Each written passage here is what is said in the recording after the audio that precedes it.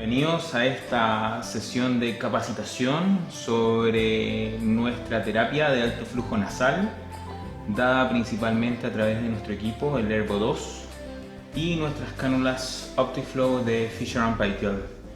Mi nombre es Carlos Guajardo, yo soy el Product Manager de la marca en la empresa Mediplex.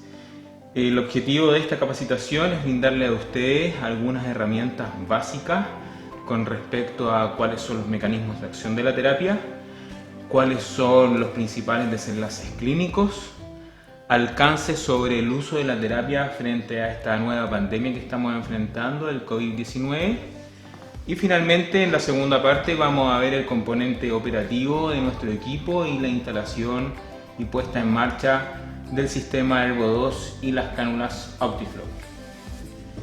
En primer lugar, mencionarle a ustedes que nuestro sistema de alto flujo nasal Airvo 2 permite entregarle un soporte respiratorio a todo aquel paciente que se encuentra con respiración espontánea mediante la entrega de una mezcla de aire con oxígeno, los cuales van previamente y adecuadamente calefaccionados, humidificados, con caudales de flujo que van hasta los 60 litros por minuto, todo esto conducido a través de un circuito calefaccionado especialmente diseñado y nuestras exclusivas cánulas Optiflow. El equipo Airvo 2 permite entregar una terapia de alto flujo nasal con ajustes de flujo que van desde los 2 hasta los 60 litros por minuto y concentraciones de oxígeno que pueden ir desde el 21 hasta un 100%. La terapia posee diversos mecanismos de acción, los cuales difieren de los tratamientos convencionales de pacientes respiratorios o con fallas respiratorias que ustedes pueden tener en la práctica clínica habitual, así como también difieren los efectos fisiológicos y los desenlaces clínicos que podemos encontrar gracias a esta terapia. Los pilares del tratamiento que soportan los mecanismos de acción de la terapia de alto flujo nasal son la entrega de un soporte respiratorio, evidenciado principalmente a través de una reducción del espacio muerto y la generación de una presión positiva dinámica en las vías aéreas, una correcta hidratación del sistema respiratorio, lo cual hace que esta terapia sea muy cómoda y confortable para el paciente y también para el equipo clínico, y por su parte una entrega de oxígeno suplementario altamente confiable, ya que satisface las demandas ventilatorias del paciente. Adentrándonos un poco en los mecanismos de acción, el primer punto que vamos a considerar es la reducción del espacio muerto, el efecto conocido también como washout. Este efecto permite reducir la reinhalación del CO2 que se produce en la fase expiratoria de nuestros pacientes, con lo que se conlleva a que todo este volumen de espacio muerto que bordea los 150 cc en un sujeto adulto normal, lo convertimos en volumen tidal. Eso nos va a permitir principalmente mejorar la ventilación alveolar. Tenemos un video que nos muestra de manera bastante didáctica y gráfica los principales mecanismos que tiene nuestra terapia de alto flujo nasal a través de cánulas Optiflow.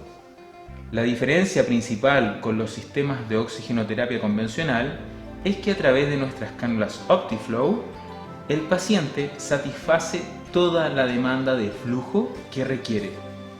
Con eso disminuye su demanda ventilatoria, reduce el trabajo respiratorio, en conjunto con los mecanismos que ya mencionamos de una correcta reducción del espacio muerto anatómico y el efecto de presión positiva dinámica en la vía aérea o efecto PIP, que siempre es bastante discutido y cuestionado al respecto.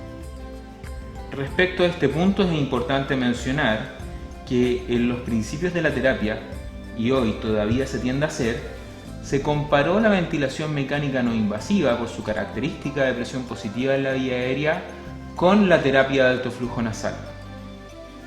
Siendo justos con ambas partes, no es correcto comparar una terapia como nuestra terapia de alto flujo nasal, que está soportada bajo la variable de flujo, con una terapia cuyo principal mecanismo es la generación de presión positiva en la vía respiratoria.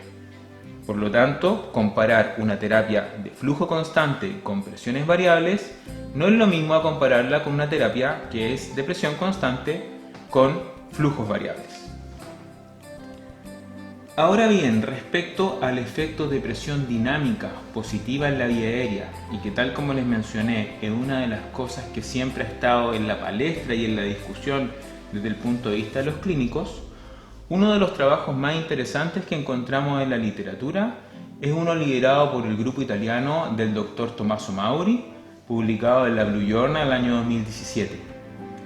En este trabajo se realizaron mediciones de presión transpulmonar y presión esofágica a través de catéteres transesofágicos en sujetos voluntarios sanos, en los cuales se comparó el efecto de presión al tener al paciente o al sujeto con una máscara de no reinhalación en comparación a la terapia de alto flujo nasal.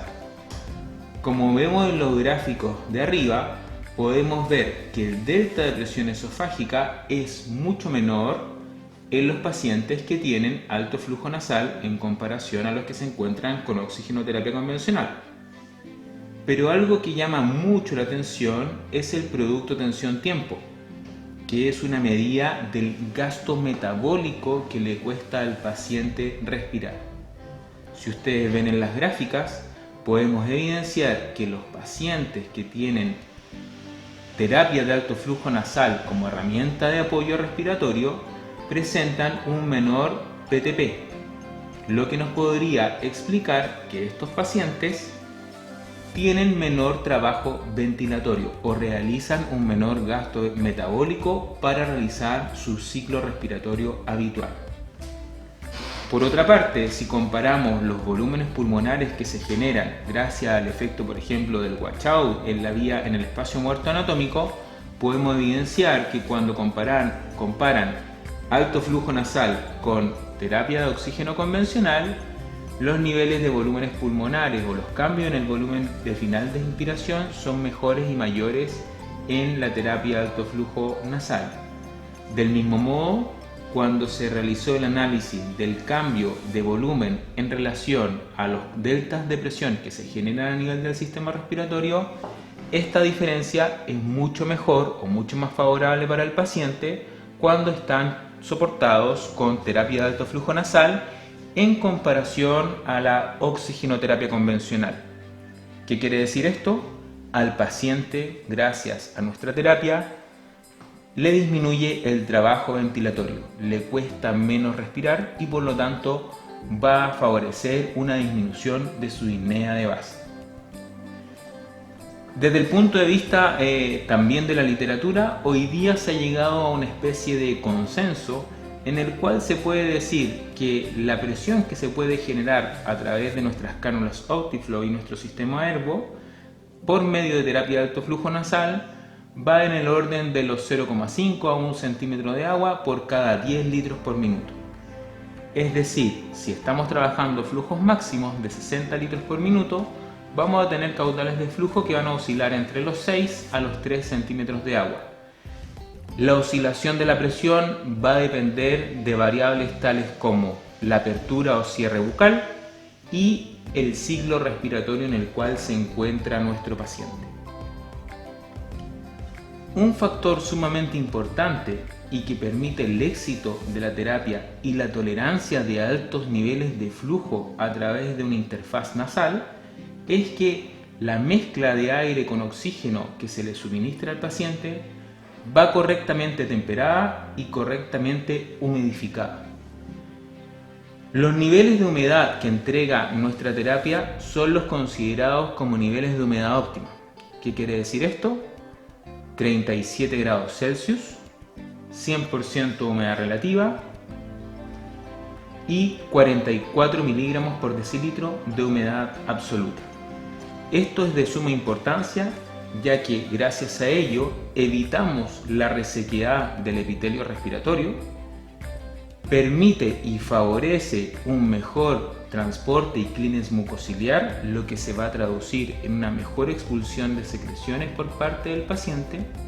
Y por supuesto, algo que es sumamente importante es que la tolerancia y el confort del paciente a esta terapia van a ser mucho más importantes que, por ejemplo, con oxigenoterapia convencional o con ventilación mecánica no invasiva sobre todo.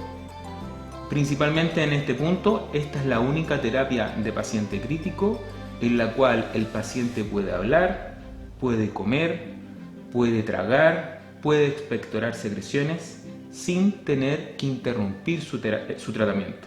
Con ello, mejoramos la compliance o adherencia del tratamiento y hacemos que nuestra terapia sea de una alta eficacia. En resumen, todos estos mecanismos fisiológicos que mencionamos anteriormente se van a traducir en una serie de efectos y desenlaces clínicos. En resumen, podemos mencionar que la terapia de alto flujo nasal mejora la ventilación y el intercambio gaseoso de este paciente. Principalmente lo vamos a poder visualizar a través de una correcta saturometría, disminuye la frecuencia respiratoria, se ha visto que reduce los niveles de dióxido de carbono, aumenta el volumen tidal, aumenta el volumen pulmonar de final de expiración, mejora la expulsión de secreciones y por supuesto uno de los factores más importantes y globales es que va a mejorar la oxigenación de nuestros pacientes. Por esta razón, uno de los principales objetivos de tratamiento de nuestra terapia es la falla respiratoria aguda o hipoxémica. Dado al contundente éxito que ha tenido y la relevancia de los últimos años de esta terapia, ya existen ciertos indicadores de éxito que nos pueden prevenir o indicar qué pacientes son buenos candidatos a la terapia y qué pacientes probablemente sean contraindicados o tengan indicaciones de otras herramientas terapéuticas. Uno de los índices usados en el último tiempo es el índice elaborado por el grupo del Dr. Oriol Roca y colaboradores, un grupo de Barcelona, que desarrollaron el índice de ROX. Este índice toma variables clínicas, saturación, FiO2 y frecuencia respiratoria. Y gracias a criterios de validación y estudios de validación, se ha demostrado que cifras de índice de ROX mayores o iguales a 4,88 son criterios de éxito.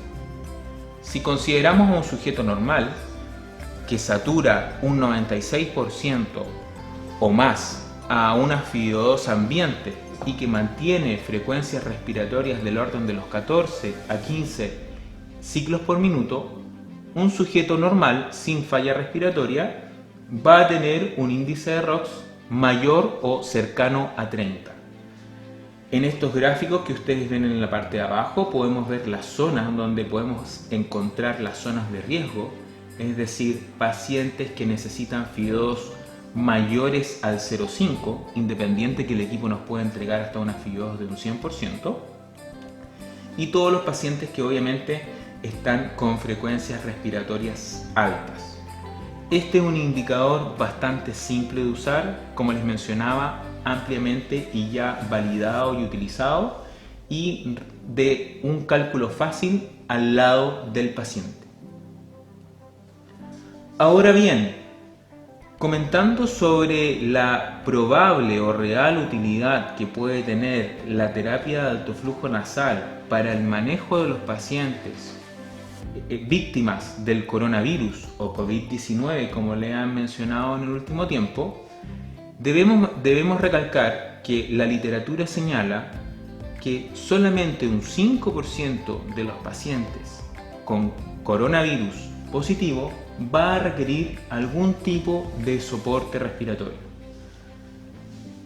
Se ha mencionado que la cánula de alto flujo nasal en el contexto de falla aguda hipoxémica puede prevenir el uso de ventilación mecánica, pero no obstante aquello, se necesita una vigilancia y monitorización estricta, principalmente durante las primeras 2 horas de uso, ya que también puede existir el riesgo de que una terapia como esta pueda retrasar el uso de ventilación mecánica invasiva con un aumento de la morbimortalidad del paciente.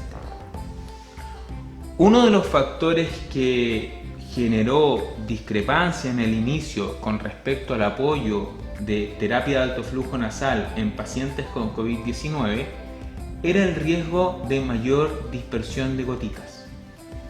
La experiencia de los grupos principalmente chinos mostraron y recomiendan hoy día que pacientes con terapia de alto flujo nasal deben tener protección de todas formas de la vía respiratoria para evitar una mayor dispersión de las gotitas. Principalmente el uso de una mascarilla desechable, como se muestra en la foto de uno de los trabajos que referencian este factor.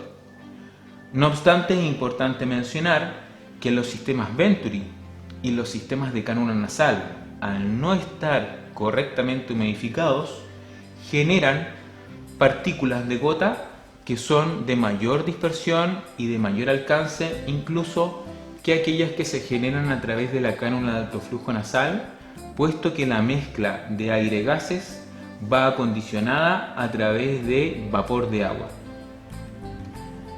Estas guías mencionan también que la terapia al inicio debiese comenzar con flujos altos, mínimo 50 litros por minuto, con FiO2 para saturaciones objetivo que bordean los 93 y ojalá sean menores al 96%. No obstante lo anterior, acá les comparto una de las últimas guías establecidas por la Sociedad Europea de Cuidados Respiratorios y la Sociedad de Cuidados Críticos, en las cuales se evidencian las guías de manejo del paciente críticamente enfermo que es portador de coronavirus. Como mencionábamos, alrededor de un 5% de los pacientes víctimas del COVID-19 van a requerir algún tipo de soporte respiratorio. Para evitar suspicacias o que haya una interpretación en los datos, les puse textual del artículo cuáles son las recomendaciones. Y las más importantes de ellas, hablando de la terapia de alto flujo nasal, son la recomendación número 25 y la recomendación número 26, en las cuales se sugiere que sujetos adultos portadores de COVID-19 y falla respiratoria aguda hipoxémica requieren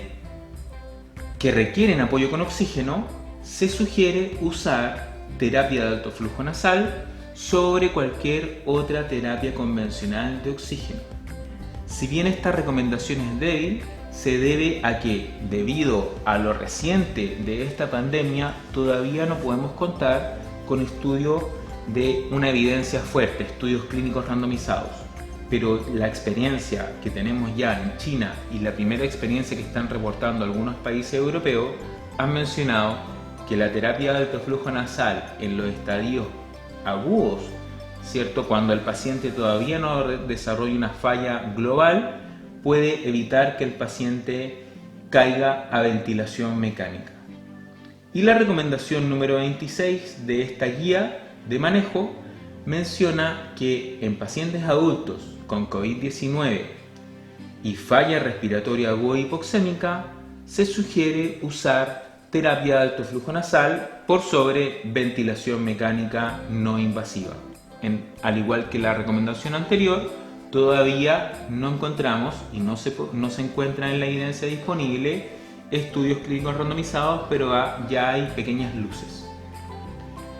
De hecho, aquí les comparto un trabajo de la experiencia china en la cual se estableció que pacientes con distrés en los primeros estadios en cuidados críticos se podían apoyar con terapia de alto flujo nasal, pero sumado al decúbito prono para favorecer y optimizar la ventilación de estos pacientes. Este es un pequeño reporte de casos con no más de 6 pacientes, pero si ustedes se fijan, de los 2 pacientes que fueron apoyados con ventilación mecánica no invasiva, uno de ellos falleció y el otro sobrevivió. Del grupo, el único paciente fallecido fue el paciente apoyado con ventilación mecánica no invasiva. Todos los pacientes del grupo con alto flujo nasal sobrevivieron y solamente uno de ellos requirió intubación posterior al apoyo con esta terapia. Bueno, acá también les dejo algunos links que pueden ser de interés para ustedes. Desde el punto de vista del fabricante, hay una serie de apoyos que nos han entregado. Tienen ahí algunos videos y tutoriales sobre los principios de la terapia, de cómo hacer el correcto uso, que lo vamos a ver a continuación. Y ante cualquier duda también tienen mi correo. Les recuerdo también que el fabricante desarrolló una aplicación que está disponible en las 2 plataformas, App Store y Google Play, en la cual ustedes pueden aprender a usar el Airvo 2. Tiene algunas herramientas, videos y tutoriales, y también les permite probar algunas habilidades. Es una aplicación que está gratuita y disponible para todos ustedes como una herramienta de apoyo en el uso de la terapia de alto flujo nasal. Bueno amigos, ahora vamos a continuar con la parte operativa de nuestro sistema Airvo 2 y las cánulas OptiFlow. Para poder implementar la terapia de alto flujo nasal en nuestros pacientes, necesitamos principalmente de 2 tipos de insumos. El kit de circuito o circuito Respiral desarrollado por Fisher & Paykel consta de una cámara humidificadora de autollenado, conocida habitualmente como la cámara MR290, la misma que ustedes utilizan en sus bases calefaccionadas, y un circuito especialmente diseñado para el Airvo 2. Este circuito trae integrado un alambre calefactor en todo el recorrido del mismo, y en el extremo proximal al paciente tiene un sensor que permite mantener la humedad y la temperatura óptima en base a los parámetros que ustedes hayan decidido para sus pacientes. No requiere cables ni sensores externos y se adhiere tanto a nuestra amplia gama de cánulas OptiFlow, llámense las cánulas adultas, que encontramos en 3 tamaños diferenciadas por color: la talla S, la talla M y la talla L, y también nuestras cánulas OptiFlow Junior para pacientes pediátricos, la canulita verde y la canulita morada, que usamos también con el mismo equipo y con el mismo circuito, eso sí, con un software alternativo en el equipo, que es el software de modalidad Junior. El sistema Airvo 2 funciona principalmente a través de que el motor que incorpora arrastra el aire desde el ambiente, y el oxígeno que va a venir desde la fuente de oxígeno que ustedes determinen.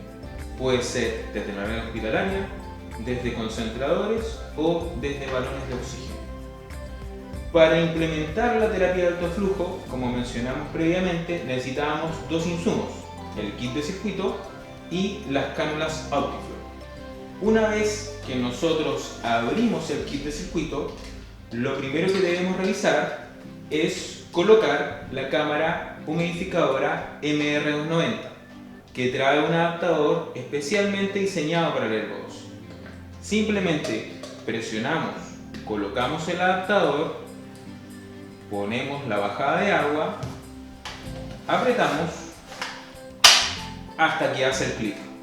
Una vez que hace clic, conectamos un matraz o una bolsa de agua destilada. La cámara va a ir llenándose de manera automática, manteniendo los niveles óptimos de agua que requiere. Para la fuente de oxígeno necesitamos cualquier línea de suministro de oxígeno, esas no son proveídas por el fabricante. Ahora vamos a ver con detalle la programación del Airvo 2. Lo primero a tener en consideración es que el Ervo debe estar conectado a la red eléctrica, puesto que el equipo no dispone de autonomía eléctrica.